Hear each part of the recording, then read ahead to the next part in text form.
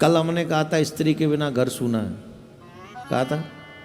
आज दूसरी बात कहते हैं, पुरुष के बिना भी घर सूना है।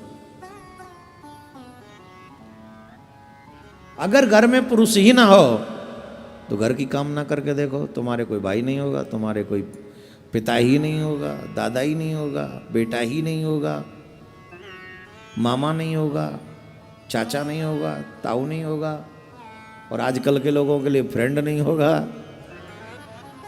अगर पुरुष नहीं है तो पुरुष के बिना कल्पना करके देखो कैसी होगी ये सृष्टि, कैसा होगा ये ब्रह्मांड। जहां बेटी तो होगी लेकिन बेटी का हाथ पकड़ के पैदल, उसकी उंगली पकड़ के चलाने वाला उसका पिता नहीं होगा। बहन तो होगी पर बहन अपने भाई की कलाई पर राखी बांध सके वो भाई नहीं होगा।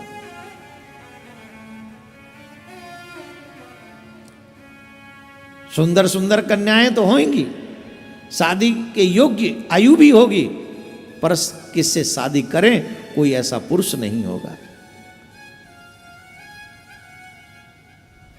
हमें शिक्षा दे सके वो दादा नहीं होंगे, वो नाना नहीं होंगे।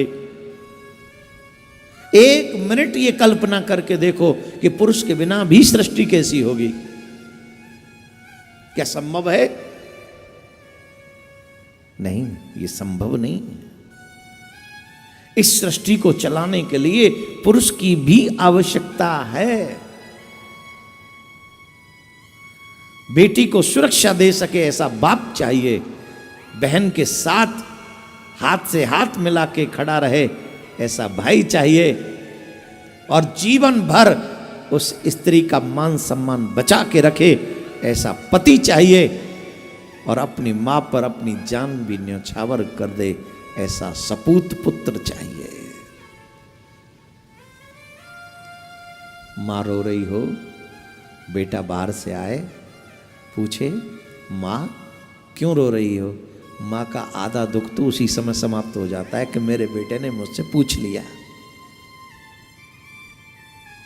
इसलिए ये कहना कि टोटली पुरुष ही बेकार है, ये मैं इस बात से, टोटल वाले बात से सहमत नहीं हूं।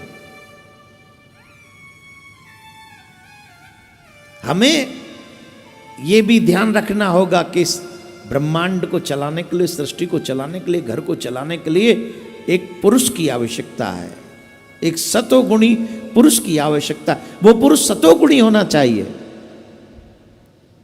जो आपको सद्मार्ग पर लेकर चले, ऐसा पुरुष की आवश्यकता है। समझ रहे ना बात? समझ गए?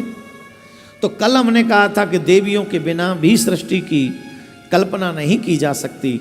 आज कह रहे हैं कि पुरुष के बिना भी सृष्टि की कल्पना नहीं की जा सकती।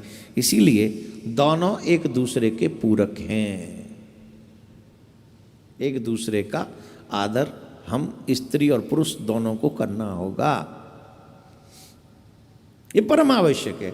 अब इसे कोई पर्सनलाइज न ले, आजकल लोग बहुत जल्दी पर्सनलाइज ले लेते हैं। ये सब पे लागू है, ये सब पे लागू है, मुझ पे भी और आप पे भी।